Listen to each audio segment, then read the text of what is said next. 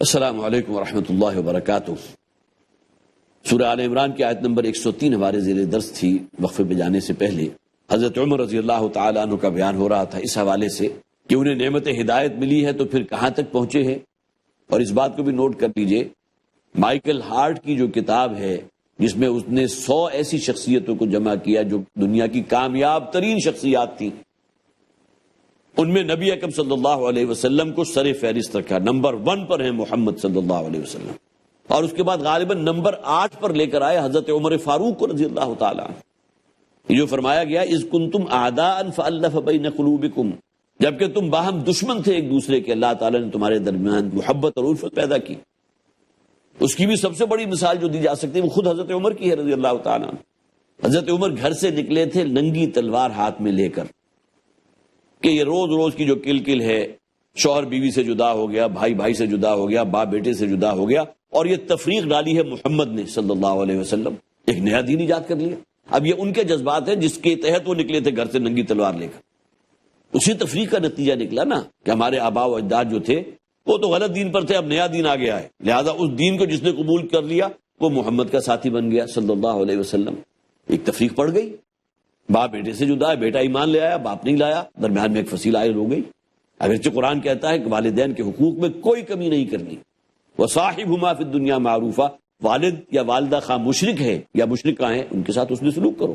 اب ان تمام جذبات کے ساتھ نکلے گھر سے تلوار لے کر کہ میں آج محمد کا کام تمام کرنے چلا ہوں صلی اللہ علیہ وسلم۔ رستے میں کہیں حضرت سعید بن زید رضی اللہ تعالیٰ عنہ سے ملاقات ہو گئی، انہوں نے کہا کہاں جا رہے ہو، بڑا غصہ ہے، اللہ خیر کرے۔ تو انہوں نے کہہ دیا بس یہ کل جو ہے میں ختم کر رہا ہوں، یہ خام خواہ کا معاملہ۔ ظاہر ہے کہ وہاں کے بہت ہی تن و توش والے، خود بھی شخصیت ان کی ایسی تھی، بڑی روبدار شخصیت تھی حضرت عمر کی رضی اللہ تعالیٰ، اور وہ روبدار شخصیت جو ہے وہ اسلام لانے کے بعد بھی ان کی قائم رہی ہے۔ ان کے نام سے لرزتے تھے منافقین بھی اور کفار بھی۔ ادھر حضرت سعید بن زید نے کہا کہ بھئی تم وہاں جو جا رہے ہو حضور کو شہید کرنے کے لیے، ذرا اپنے گھر کا جائزہ لو، تمہاری اپنی سگی ہمشیرہ جو ہے وہ ایمان لا چکی محمد پر صلی اللہ علیہ وسلم، پہلے وہاں خبر لو پھر جانا آگے۔ اب وہی غصہ جو تھا حضور کے خلاف، وہ جب سنا یہ تو آگ بگولا ہو گئے، گھر پہنچے، ہمشیرہ کے گھر جا کر دستک دی ہے، وہ اندر جو ہے وہ فوراً سن لیا تھا، کوئی تلاوت کی آواز آ رہی تھی، جو آیات نازل ہو چکی تھی۔ ظاہر ہے انہی کی ریپیٹیشن کرتے تھے صحابہ تاکہ ایمان کے جذبات پیدا ہوں، دین کو قائم کرنے کا جذبہ پیدا ہو۔ تو دیکھا تو جا کے جب دروازہ کھولا اور دروازہ بہن نے کھولا تو کوئی شے جو وہ پڑھ رہی تھی انہیں چھپا دیا۔ فوراً سوال کیا حضرت عمر نے کیا پڑھ رہی تھی، پر جواب میں کہا کہ میں یہ پڑھ رہی تھی، سناؤ مجھے بھی۔ لیکن اس سے پہلے ہی جو ہے یہ سنتے ہی حضرت عمر نے ان کو مارنا شروع کیا، بہن لہو لہان ہو گئی، اور اچانک اس کی زبان سے ایک جملہ نکلا کہ عمر خواہ تم میری جان لے لو لیکن جس دعوت کو میں قبول کر چکی اسے چھوڑنے والی نہیں۔ بس یہ جملہ تھا کہ جس نے عمر کو موم کر دیا، اور پھر کہا کہ ذرا سناؤ تم کیا پڑھ رہی تھی۔ وہ جب سنا تو اللہ تعالیٰ کے ہاتھ میں ہے نا، جیسے کہ حضور نے فرمایا انسانوں کے دل اصل میں اللہ کی 2 انگلیوں کے درمیان ہوتے ہیں، جدھر چاہتا ہے موڑ دیتا ہے۔ یہ لمحہ یا وہ لحظہ، یہ ثانیہ ایسا تھا کہ جو گویا کہ حضرت عمر رضی اللہ تعالیٰ عنہ کو بالکل یو ٹرن لے لیا، اور وہی تلوار اپنی گردن میں لٹکا کر حضور کی خدمت میں حاضر ہوئے اور کہا کہ میں اسلام قبول کرنا چاہتا ہوں۔ تو یاد کرو اللہ کی نعمت جو تم پر ہوئی تھی کہ تم ایک دوسرے کے جانی دشمن تھے، اللہ تعالیٰ نے تمہارے درمیان محبت اور الفت پیدا کی اور تمہیں بھائی بھائی بنا دیا۔ فاصبحتم بنعمتہ اخوانا وکنتم علی شفا حفرۃ من النار فانقذکم منہا، اور تم تو آگ کے گڑھے کے دہانے تک پہنچ چکے تھے، اللہ تعالیٰ نے وہاں سے تمہیں بچایا۔ کذالک یبین اللہ لکم آیاتہ لعلکم تہتدون، اسی طرح اللہ تعالیٰ فرماتے ہیں کہ اللہ تعالیٰ اپنی آیات کو بہت کھول کھول کر بیان فرماتا ہے، تبیین فرماتا ہے ان آیات کی وضاحت کے ساتھ، مختلف مثالوں کے ذریعے، لعلکم تہتدون، تاکہ تم ہدایت کے رستے پر آ جاؤ۔ وَلْتَكُن مِّنكُمْ أُمَّةٌ يَدْعُونَ إِلَى الْخَيْرِ، اور اے مسلمانوں تمہارے درمیان ایک جماعت موجود رہنی چاہیے۔ وَلْتَكُن مِّنكُم، یہ الفاظ خاص طور پر نوٹ کیجئے، مسلمانوں کے درمیان ایک گروہ، ایک گروپ، ایک جماعت ایسا موجود رہنا چاہیے۔ وَلْتَكُن مِّنكُم، وَلْتَكُن مِّنكُمْ أُمَّةٌ يَدْعُونَ إِلَى الْخَيْرِ، ایک ایسی امت، ایسا گروہ موجود رہنا چاہیے جو لوگوں کو خیر کی طرف بلانے والا ہو۔ وَيَأْمُرُونَ بِالْمَعْرُوفِ وَيَنْهَوْنَ عَنِ الْمُنكَرِ، اور معروف کا حکم دینے والے ہوں اور بدی اور برائی کا استئصال کرنے والے ہوں، اس سے روک دینے والے ہوں۔ یہ ایک گروپ جو ہے مسلمانوں کی جماعت میں لازماً ایسا رہنا چاہیے جو امر بالمعروف اور نہی عن المنکر کا کام کرے۔ اول تو یہ ذمہ داری ہر مسلمان کی ہے، حضور کی حدیث ہے، وہ مخصوص نہیں ہے ان لوگوں کے لیے، اس طبقے کے لیے۔ من رأى منکم منکرا فلیغیرہ بیدہ، بحیثیت مسلمان غیرت ایمانی کا تقاضا یہ ہے کہ تم میں سے اگر کوئی شخص کسی منکر کو، کسی بے حیائی کے کام کو دیکھے تو ان پر لازم ہے کہ وہ اسے اپنی طاقت سے بدل دے۔ منکر فروغ پا رہا ہے لیکن اس کے باوجود طاقت حاصل ہے، گھر کے اندر فرض کیجئے بچوں کے اندر کوئی بے حیائی کی بات آ گئی، کوئی گناہ عام ہو گیا، طاقت موجود ہے لیکن بچوں کے اوپر جو ہے اختیار نہیں ہے۔ پھر فرض کیجئے طاقت نہیں ہے تو اپنی زبان کو بھی استعمال نہیں کر رہے، زبان تو دی ہے اللہ نے، یہ قوت بیانیہ تو رکھی ہے نا۔ فَإِن لَّمْ يَسْتَطِعْ فَبِلِسَانِهِ، اگر وہ قوت نہیں رکھتا، قوت بازو اس میں نہیں ہے تو اپنی زبان کے ذریعے اس کے خلاف اظہار کرے۔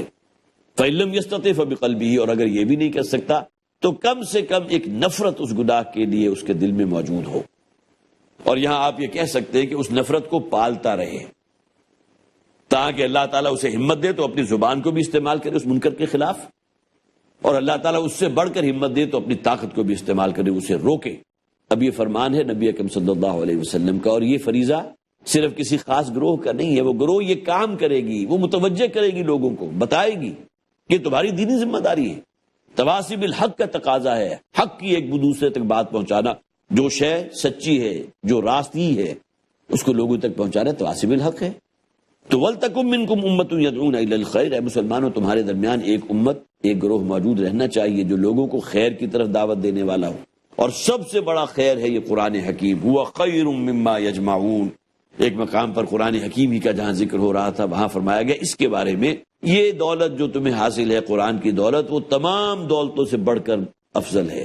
جو کچھ تم جمع کرتے ہو، یہاں کے ہیرے جواہرات، روپیہ پیسہ، سونے چاندی، یا آج سمجھ لیجیے درہم و دینار ہیں، جائیدادیں ہیں، پلاٹس ہیں، یہ تمام چیزیں ایک طرف رکھ دو، دوسری طرف قرآن حکیم ہے۔ قرآن خود کہتا ہے ہوا خیر مما یجمعون، یہ دنیا داری کی جو چیزیں ہیں ان سے کہیں بہتر، کہیں افضل ہے قرآن۔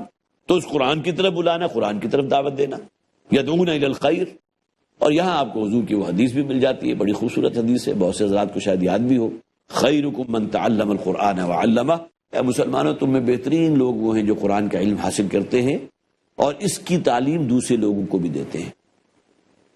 معروف اور منکر کی دو اصطلاحات آئی، اس کو بھی ذرا سمجھ لیجیے، اس سے پہلے چونکہ یہ مضمون بیان نہیں ہوا۔ معروف کہتے ہیں اس شے کو کہ جو آپ کی فطرت کے نزدیک جانی پہچانی ہو، معروف، فلاں شخص بڑا معروف ہے، اس کے معنی کیا ہے؟ فلاں شخص بڑا جانا پہچانا ہے، لوگ جانتے ہیں اس کو۔ تو معروف وہ کام ہوئے کہ جو آپ کی فطرت کے نزدیک جانے پہچانے کام، وہ سچائی ہے، وعدہ کیا ہے تو اسے پورا کرنا ہے، اپنے بزرگوں کی، اپنے والدین کی عزت کرنی ہے، آپ کی فطرت خود اٹریکٹ کرے گی اس طرف، جسے آپ جو ہے یونیورسل ٹروتس کہتے ہیں، بدیہی حقائق کہتے ہیں۔ تو معروف تو وہ چیزیں ہو گئی، امر بالمعروف، ایسی تمام چیزیں جو تمہاری فطرت کے نزدیک بڑی جانی پہچانی ہے، وہ نیکی کا کام ہے، خیرات و صدقات ہیں، بھلائی کے پن کے کام ہیں، ان کا حکم دینا، ان پر خود بھی کاربند رہنا۔ وہ معاملہ نہ جو یہود کا ہوا تھا، اتامرون الناس بالبر، تم لوگوں کو تو نیکیوں کا حکم دیتے ہو، وتنسون انفسکم، اپنے آپ کو بھول جاتے ہو۔ دوسروں کے لیے واضح نصیحت ہے، خود میاں فصیحت، خود جو ہے گویا کہ ہم تو مرد کامل ہیں، ہم تو یہ امر بالمعروف نہیں عن المنکر، دعوت و تبلیغ کا کام انجام دے رہے ہیں، یہ کتنا بڑا ہمارا اونچا مقام ہے۔ لیکن اپنا دامن اعمال جو ہے وہ گناہوں کے دھبوں سے، اس میں نہ صرف یہ کہ دھبے پڑے بلکہ سوراخ پڑے ہوئے ہیں۔ تو یدعون الی الخیر ویأمرون بالمعروف، اور منکر اس کے بالکل اپوزٹ ہے، پول اپارٹ۔ معروف وہ شے ہوئی جو آپ کی فطرت کے نزدیک جانی پہچانی شے ہے، جس کی طرف آپ اٹریکٹ ہوتے ہیں، جس کی طرف آپ پیش قدمی کرتے ہیں۔ اور منکر وہ شے ہے کہ جس سے آپ کی فطرت ابا کرے، انکار کر دے، اسے قبول نہ کرے، اس کو رد کر دے۔ جھوٹ بولنا، آج سے 20,000 برس پہلے کا اگر انسان تھا تو وہ بھی جانتا تھا جھوٹ بولنا غلط کام ہے، کبھی سچائی جو ہے اس کو غلط نہیں کہا گیا۔